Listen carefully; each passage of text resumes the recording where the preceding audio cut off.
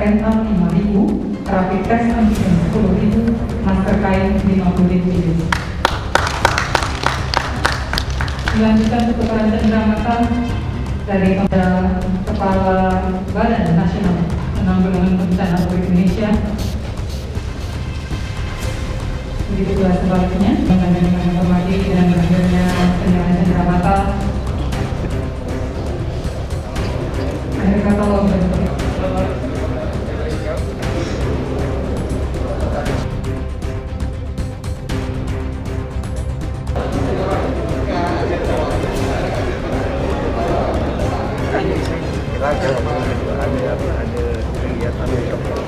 kami baru saja selesai rapat dengan Bapak Gubernur dan Forkopimda Provinsi Kalimantan Barat terkait dengan kunjungan kami kemari. Jadi dasarnya adalah Pak Gubernur pada hari Minggu yang lalu mengirimkan pesan kepada Bapak Mendagri terkait dengan masalah meningkatnya kasus aktif Kalbar yang diprediksi dan diduga Presiden berasal dari PMI yang kembali dari negara mana.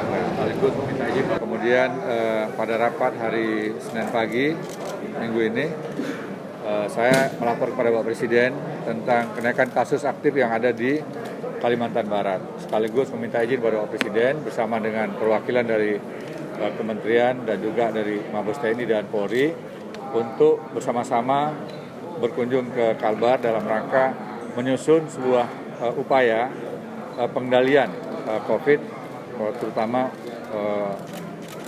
untuk PMI yang tiba di perbatasan. Kalau kita lihat 1 bulan yang lalu, kasus aktif Kalimantan Barat ini adalah kasus aktif yang terendah.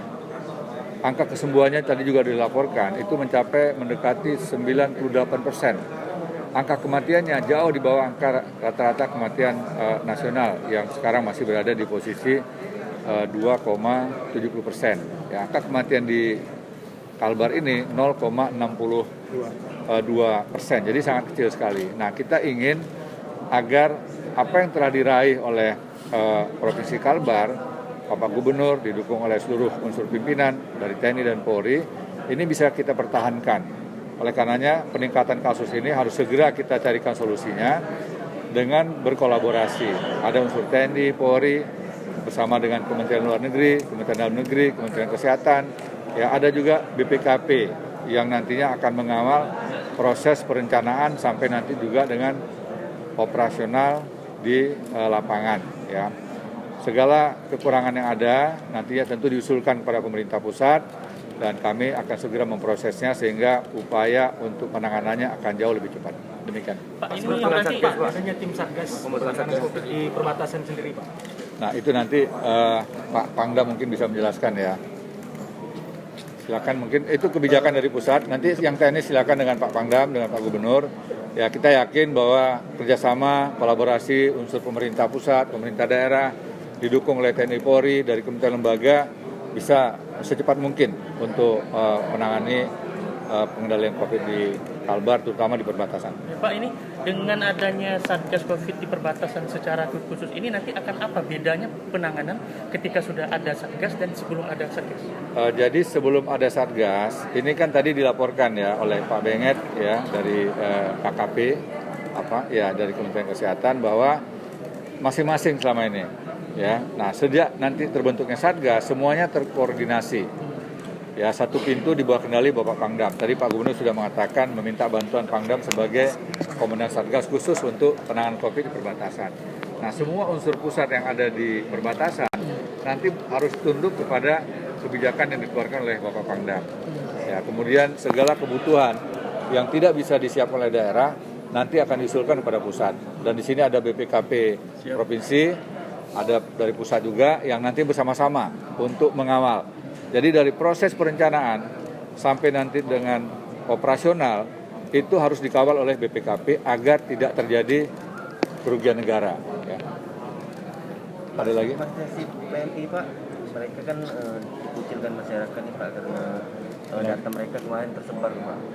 Nah, ini mungkin komandannya selama ini Pak Gubernur bisa jelaskan. Silakan Pak Gubernur.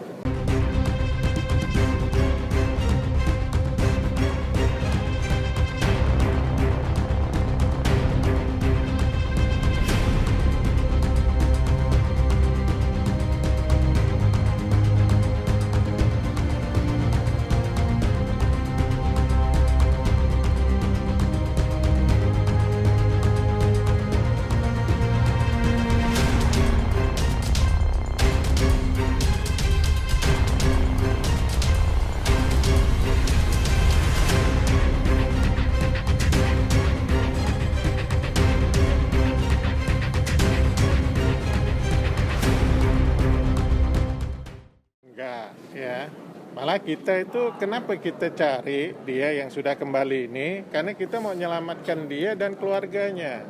Karena viral load-nya tinggi sekali. Kalau cuma 5 itu mungkin saya masih ditoleransi lah ya. Tapi kalau sudah 270 juta, ini kan bahaya bagi keluarga. Misalnya dia baru pulang dari luar, ya, masih bujang, masih ya muda lah ya, punya istri, ya, punya anak-anak, ya, itu kan harus kita selamatkan, ya, nggak ada yang mengucilkan, itu persepsi itu aja. Ya. Pak, yang Satgas tadi Pak, ini kan selama ini Pak apa kendala sehingga Pemprov itu sulit untuk membuat kebijakan di perbatasan terkait tidak sulit ya, selama ini juga sudah ditangani ya. Yang kemarin itu temuannya begini ya, mereka di swab di PCR itu 9 Januari 2021, tapi dikembalikan ke kita itu mereka 12 Maret. Nah, untungnya kita tidak terpengaruh pada hasil yang dia katakan negatif, semuanya negatif ya, kita swab kembali.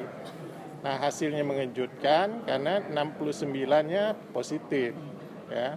Kemudian sisanya yang negatif ini tetap saya isolasi juga. Karena saya mau tunggu 5 hari ke depan kita swab lagi ya.